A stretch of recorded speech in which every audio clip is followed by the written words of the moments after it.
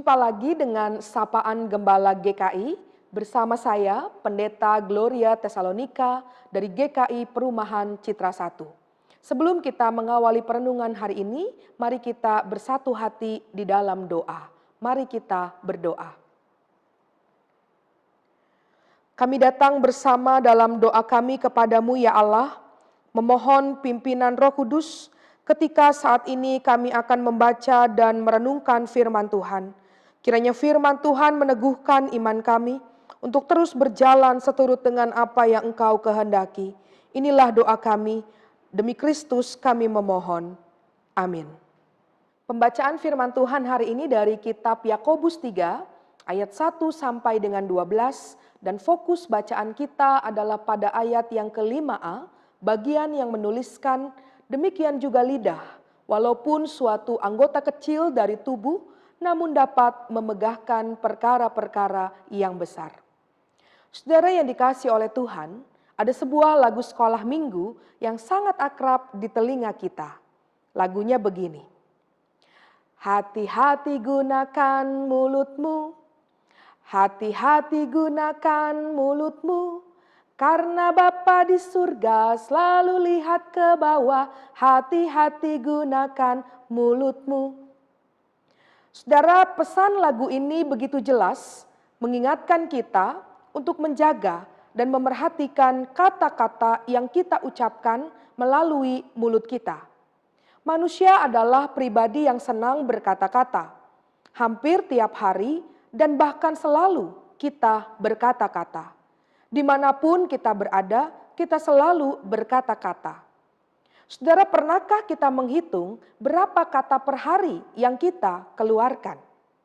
Seorang peneliti di kota Praha, Republik Ceko, menemukan angka-angka menarik dari beragam profesi tentang jumlah rata-rata perkataan yang diucapkan seorang dalam sehari. Pendeta sehari rata-rata mengeluarkan 3.420 kata. Prajurit yang tinggal di asrama 7.420 kata, pelajar SMP 8.760 kata, seorang istri 15.300 kata, dan paling banyak ibu mertua 19.800 kata. Sehingga ada sebuah humor yang paling beruntung di dunia ini adalah Adam dan Hawa karena tidak punya ibu mertua. Saudara, tentu persoalannya bukan pada banyak kata yang kita keluarkan secara angka. Tetapi bagaimana kata-kata yang kita keluarkan?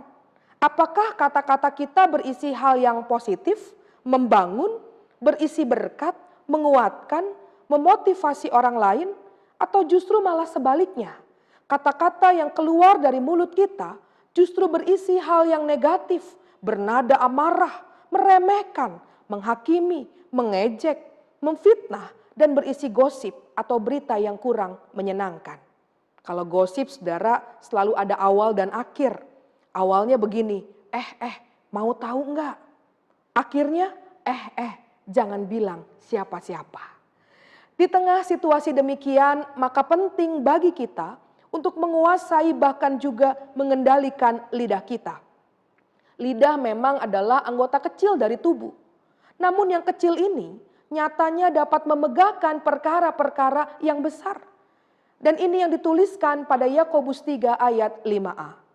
Lidah memang seolah tidak terlihat, namun pengaruh dan dampak yang dihasilkan sungguh luar biasa. Yakobus menganalogikan lidah itu seperti api yang dapat membakar apapun. Gambaran kebakaran ini merupakan cara penulis untuk menggambarkan akibat negatif ketika kita tidak bijak menggunakan kata-kata. Dampaknya bisa merusak tatanan sosial kehidupan bersama dengan orang lain. Bahkan pada bagian selanjutnya, saudara, disebutkan bahwa tidak ada seorang pun yang dapat menjinakkan lidah karena ia buas, tak terkuasai, dan menjadi racun yang mematikan. Tidak ada yang dapat menjinakkan lidah kecuali kita sendiri dengan pertolongan kasih Tuhan di dalam Yesus Kristus. Karena itu seperti tema hari ini, hati-hati gunakan mulutmu. Maka kita perlu bijaksana dalam berkata-kata, dalam berucap, sehingga kehadiran kita saya dan saudara dapat sungguh menjadi berkat. Lalu pertanyaannya, bagaimana supaya kita dapat menjaga mulut yang adalah pemberian dari Tuhan? Saudara, kita harus dan perlu menyadari betapa kata-kata itu memiliki kekuatan, memiliki powernya sendiri yang tidak bisa kita abaikan. Kalau kita, saya dan saudara sudah tahu kekuatan dari perkataan yang kita ucapkan, maka sudah semestinya kita memikirkan dengan baik apa yang akan kita keluarkan melalui mulut dan perkataan kita. Kita akan memeriksa apakah perkataan kita lebih banyak diisi dengan pujian, kata-kata yang membangun, kalaupun menegur atau mengingatkan, apakah kita juga melakukannya dalam kasih? Atau jangan-jangan justru malah sebaliknya, sehingga yang kita lakukan, yang kita ucapkan, menyakiti dan melukai sesama. Saudara, mana yang akan kita pilih? Mana yang akan kita lakukan? Seorang peneliti dari Jepang, Masaru Emoto, pernah membuat penelitian tentang dampak pujian dan dampak ejekan. Dalam bukunya The True Power of Water, ia menunjukkan bahwa air yang selalu dibacakan kalimat-kalimat positif membentuk kristal persegi 6 yang sangat indah. Sementara jika kata-kata yang diucapkan adalah negatif, air tersebut kristalnya menjadi rusak dan tidak beraturan. Perkataan yang kita ucapkan punya powernya, punya kekuatannya sendiri. Karenanya kita diingatkan untuk terus berkata-kata yang baik, yang positif, yang membangun, dan tentu saja menjadi berkat bagi orang lain. Saudara, agar mampu berkata-kata dengan baik, positif, dan membangun, maka tak bisa tidak kita harus selalu memohon hikmat Tuhan dalam berkata-kata. Seorang yang berhikmat adalah orang yang punya kendali pada apa yang diucapkan, apa yang dikatakan, apa yang dilakukan. Ia memiliki kebijaksanaan, kearifan, serta berupaya supaya kehadirannya terus menjadi berkat bagi banyak orang. Hikmat ini hanya dapat diperoleh melalui Dia, Tuhan kita, yang adalah Sang Sumber Hikmat. Karena itu kita diajak untuk terus menghormati Dia. Kita ingat, saudara, bahwa permulaan hikmat adalah takut akan Tuhan. Kita pun ada dalam relasi yang intim dengannya, melalui doa dan kesediaan diri untuk mengisi hidup dan pikiran kita dengan firman-Nya, agar apa yang kita katakan, apa yang kita lakukan, semuanya seturut dengan apa yang Tuhan kehendaki. Saudara, sebuah peribahasa Mandarin pernah mengatakan begini, kata-kata yang sudah diucapkan tidak dapat ditarik kembali. Bahkan 4 ekor kuda pun tidak mampu mengejarnya. Pepatah ini mengingatkan kita bahwa penting sekali untuk selalu berhati-hati dengan kata-kata yang kita ucapkan.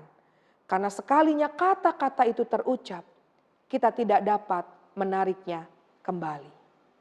Karena itu, saudara, mari kita menjaga mulut kita agar apa yang diucapkan, diperkatakan, sungguh membawa dampak positif sehingga pada akhirnya kita dapat membangun kehidupan yang bermanfaat bagi sesama.